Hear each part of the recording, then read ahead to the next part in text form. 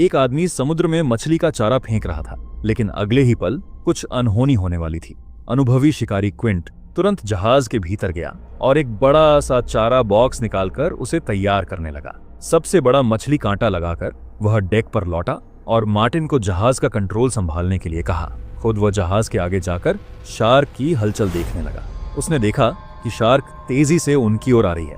Quint ने mat को तुरंत आदेश दिया कि चारे की रस्सी को लोहे की बैरल से बांध दे, लेकिन घबराए हुए मैट से रस्सी ठीक से बंध नहीं रही थी। जैसे ही शार्क करीब आई, मैट ने बड़ी मुश्किल से रस्सी बांधी और क्विंट ने फौरन ट्रिगर दबा दिया। गोली और चारा सीधे शार्क की पीठ में धंस गए। गुस्से में शार्क पानी में उछलने लगी और रस्सी खींचकर बैरल को समुद्र में ले गई। यह बैरल अब एक ट्रैकर की तरह काम करता था। उनके लिए शार्क की स्थिति पहचानना और उसकी ताकत को धीरे धीरे कम करना आसान हो गया। तीनों ने तुरंत जहाज को मोड़ा और शार्क का पीछा करने लगे, लेकिन ग्रेट व्हाइट शार्क की ताकत इतनी भयानक थी कि बैरल भी समुद्र की गहराइयों में खिंच गया। शार्क गायब हो जाने से मैट और मार्टिन घबरा गए, लेकिन बूढ़ा शिकारी क्विंट शांत रहा। उसने आदेश दिया कि जहाज को वहीं रोक दो। जैसे ही शार्क थक जाएगी, वह अपने आप सतह पर लौट आएगी। लेकिन इस बार क्विंट का अंदाजा गलत साबित हुआ। रात तक वे शार्क का इंतजार करते रहे, लेकिन कोई निशान नहीं मिला। थककर तीनों लोग जहाज के भीतर बैठ गए, शराब पी और गाने गाने लगे। बातचीत के दौरान उन्होंने एक दूसरे के जख्म दिखाए। क्विंट ने अपने शरीर के पुराने घाव दिखाए जो शार्क के साथ लड़ाइयों की याद थे। मैट ने भी अपने रिसर्च के दौरान हुए घाव बताए। सिर्फ मार्टिन चुप रहा। उसने अपने पेट पर हाथ रखा, लेकिन कुछ नहीं कहा, जैसे कोई दर्दनाक अतीत दबा रखा हो। तीनों हंसी ठिठोली कर रहे थे। तभी अचानक समुद्र की सतह पर हलचल हुई। अचानक जहाज जोर से हिला। शार्क ने टक्कर मार दी थी। तीनों तुरंत भागकर इंजन चालू करने की कोशिश करने लगे, लेकिन शार्क फिर से जहाज पर धावा बोल देती है। भयंकर झटकों से वे लोग गिरते पड़ते रह जाते हैं और जहाज में दरारें पड़ने लगती हैं। पानी भरने लगता है, लेकिन जहाज डूबता नहीं।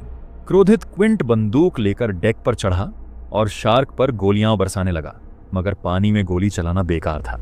शार्क थोड़ी देर में गायब हो गई और तीनों को राहत मिली। सुबह होते ही उन्होंने जल्दी जल्दी जहाज की मरम्मत शुरू की, लेकिन अचानक शार्क फिर से सतह पर आ गई। मार्टिन ने दोनों को खबर दी और उन्होंने बैरल वापस खींच लिया। जैसे ही बैरल को ऊपर लाने लगे, शार्क अचानक पानी से बाहर निकली और अपने विशाल जबड़े खोल दिए। किसी तरह वे बच निकले, लेकिन रस्सी फिर से टूट गई। मार्टिन अब समझ चुका था कि यह शार्क सिर्फ 3 लोगों और इस छोटी नाव के बस की नहीं है। वह जहाज के अंदर गया और तट से मदद मांगने के लिए रेडियो उठाया, लेकिन तभी गुस्से से भरा क्विंट आया और लकड़ी के डंडे से रेडियो तोड़ डाला। मार्टिन भड़क गया और चिल्लाया, क्या तुम्हारा दिमाग खराब हो गया है? लेकिन क्विंट जरा भी परवाह नहीं करता। उसके लिए यह लड़ाई अब सिर्फ एक शिकार नहीं, बल्कि जुनून बन चुकी थी। असल में अगर कोस्ट गार्ड बीच में दखल देता तो क्विंट की सारी मेहनत बेकार चली जाती और उसे इनाम भी नहीं मिलता। वह हर हाल में इस इनाम का लालच छोड़ने वाला नहीं था। इसी बीच मैट ने देखा कि शार्क फिर से लौट आई है, जैसे शार्क भी तय कर चुकी हो कि वह इंसानों को छोड़ने वाली नहीं। क्विंट तुरंत डेक पर पहुंचा और मैट को एक और बैरल बांधने को कहा। फिर उसने खुद हारपून पकड़कर शार्क पर एक और वार किया। शार्क दर्द से तड़प उठी और बैरल को घसीटते हुए दूर भागने लगी। तीनों ने भी जहाज को फुल स्पीड पर दौड़ा दिया, लेकिन अब शार्क की रफ्तार पहले जैसी नहीं रही थी। थकान साफ दिख रही थी। जल्दी ही जहाज शार्क के करीब पहुंच गया। क्विंट ने फिर से निशाना लगाया और शार्क के शरीर में तीसरा बैरल भी ठोक दिया। अब शार्क बुरी तरह उग्र हो गई।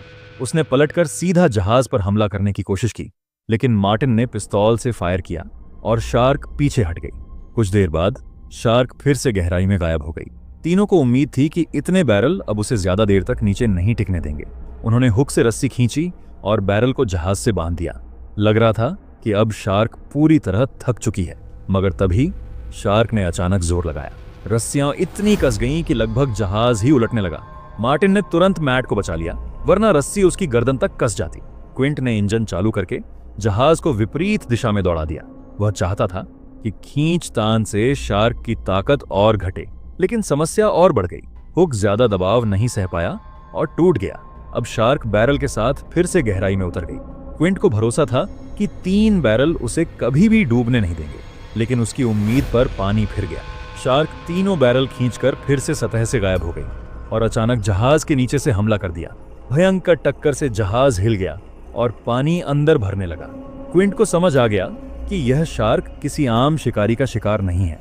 उसने जहाज को तट की ओर मोड़ने की कोशिश की ताकि उथले पानी में ले जाकर शार्क को फंसाया जा सके, लेकिन शार्क की रफ्तार इतनी भयानक थी कि वह 3 बैरल खींचते हुए भी जहाज से तेज भाग रही थी।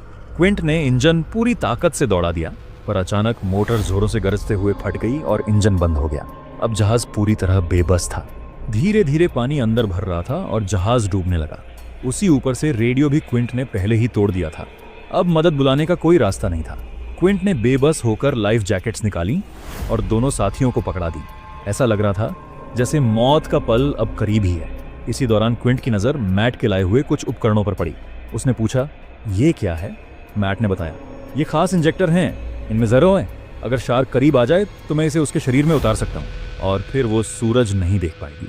शार्क का खतरा अब इतना बढ़ गया था कि तीनों को मजबूरी में एक बड़ा पिंजरा, शार्क केज, तैयार करना पड़ा। मैट ने उसमें जहर भरा इंजेक्शन रखा और डाइविंग सूट पहनकर पिंजरे में उतर गया।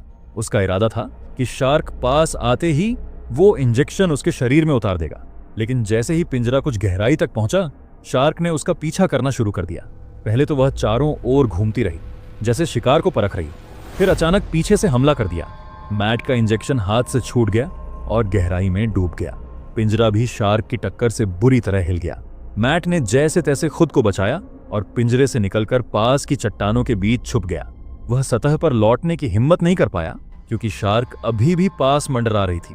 ऊपर जहाज पर क्विंट और मार्टिन ने पिंजरे को ऊपर खींचा, लेकिन जब पिंजरा बाहर आया तो वह पूरी तरह टूट फूट चुका था और उसमें मैट भी नहीं था। दोनों घबरा गए कि शायद मैट शार्क का शिकार हो गया है।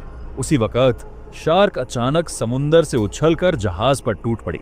भारी टक्कर से जहाज हिल गया और सब लोग गिर पड़े। दुर्भाग्य से ऑक्सीजन सिलेंडर गिरकर क्विंट पर आ लगा। वह संतुलन खो बैठा और पानी में जा गिरा। उससे पहले कि वह कुछ कर पाता, शार्क ने मुंह खोलकर उसे निगल लिया। क्विंट ने कई बार इस मौत से बचाव किया था, लेकिन आखिरकार वही उसकी नियति बन गई। मार्टिन अभी जिंदा था, मगर जहाज अब तेजी से डूब रहा था। शार्क ने फिर पलटकर हमला किया।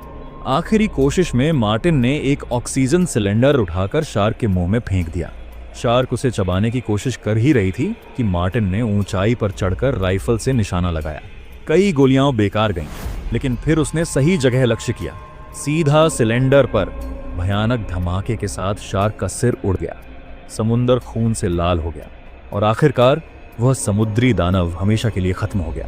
थका हारा मार्टिन चिल्लाकर अपनी जीत का इजहार करता है।